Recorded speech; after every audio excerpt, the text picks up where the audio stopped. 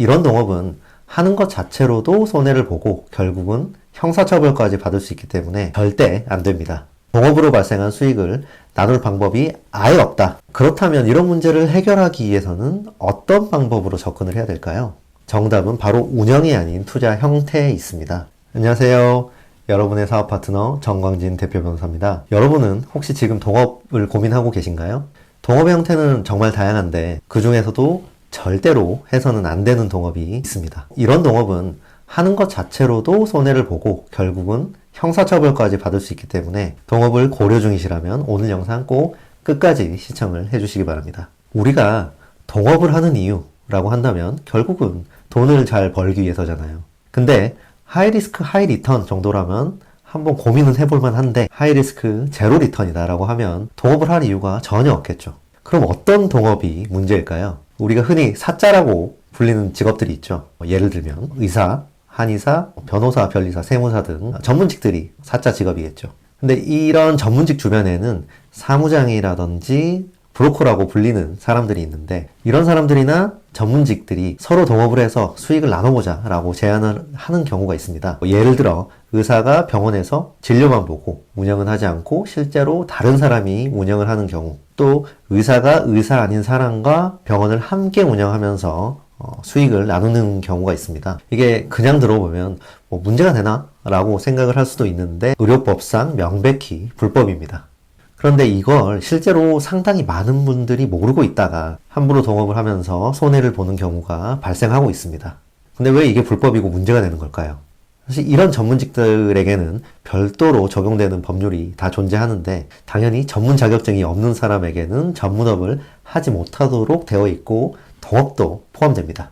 그래서 의사와 의사가 또 변호사와 변호사가 동업을 하는 건 괜찮은데 의사와 변호사가 동업을 하는 거는 형사처벌의 대상이 되고 현행법상 이 동업계약 자체가 무효가 됩니다.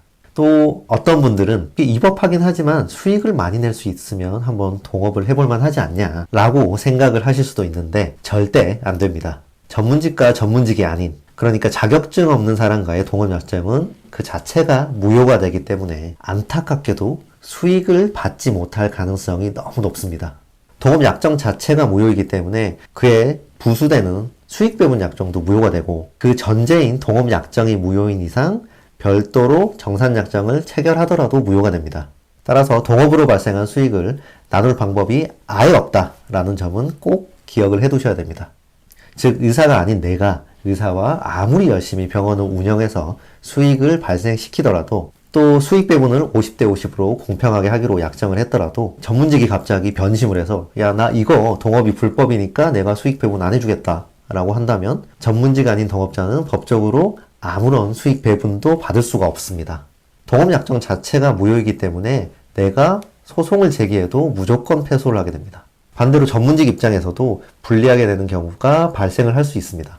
동업자가 손을 털고 나가버리면 전문직이 모든 책임을 혼자서 져야 되는 경우도 발생할 수 있습니다. 예를 들면 병원 운영으로 얻은 이익이나 재산이나 심지어 채무까지도 모두 의사가 부담을 하게 되는데 동업자가 아무리 운영을 잘못하더라도 결국 책임, 모든 채무는 의사가 모두 떠안아야 됩니다. 그리고 동업자가 나 몰라 라고 한다면 전문직은 채무를 같이 부담을 하자 라고 강제할 방법이 없습니다. 그렇다면 이런 문제를 해결하기 위해서는 어떤 방법으로 접근을 해야 될까요?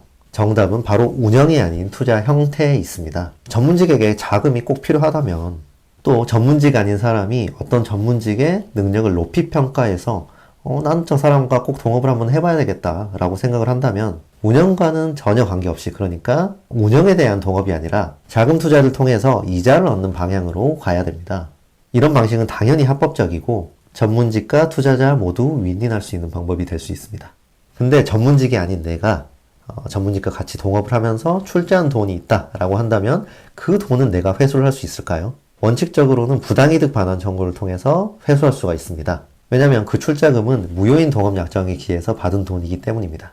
전문직은 무효인 동업약정에 기해서 출자금을 받은 게 되고 이는 법률상 원인 없이 돈을 받은 것, 즉 부당이득을 받은 것이기 때문에 나에게 돈을 돌려줘야 됩니다. 근데 이걸 100% 받을 수 있느냐라고 물어보신다면 또 그거는 장담을 할 수가 없습니다. 만약에 내가 출자금을 특정한 용도에 사용을 하라고 하고 실제로 그걸 사용을 했거나 아니면 전문직과 내가 출자금을 특정한 용도에 사용하기로 합의를 하고 실제로 사용을 했다라고 한다면 출자금 반환 청구는 어려울 수도 있습니다. 결론적으로 전문직과의 동업은 전문직의 입장에서나 동업자의 입장에서나 하이 리스크 하이 리턴이 아니라 로우 리턴, 심지어 제로 리턴이 될 가능성이 매우 높습니다. 리스크가 크더라도 그게 돌아올 방법이 있으면 한번 해볼만 하지만 그게 제로 리턴이라면 주변에서 누가 아무리 하자고 꼬드겨도 절대 하면 안 되는 동업입니다. 오늘 제가 말씀드리고자 하는 핵심 포인트는 첫째, 전문직과 비전문직과의 동업은 불법이고 형사처벌까지 받을 수 있습니다. 둘째, 동업 약정이 무효이므로 동업으로 발생한 수익도 나눌 수 없습니다. 셋째, 출자금은 부당이득으로 돌려받을 수 있지만 특정한 사용처에 대한 지시, 합의가 있었고 실제로 사용을 했다라고 하면 돌려받을 수 없습니다. 넷째, 전문직과의 동업은 투자 형태로만 하고 운영에는 관여해서는 안 됩니다. 오늘 말씀드린 동업을 고려하시는 분들은 누가 하자고 하니까, 수익이 크다고 하니까가 아니라 법적으로 안전한지, 나중에 나에게 피해가 없을지를 반드시 따져보시고 신중하게 판단하시기 바랍니다. 오늘 다룬 내용이나 동업 관련해서 더 궁금한 점 있으실 경우 댓글 남겨주시면 여러분의 상황에 맞는 관련 영상을 추가로 제작을 해보도록 하겠습니다. 여기까지 사업파트너 정광진 대표 변호사였습니다. 감사합니다.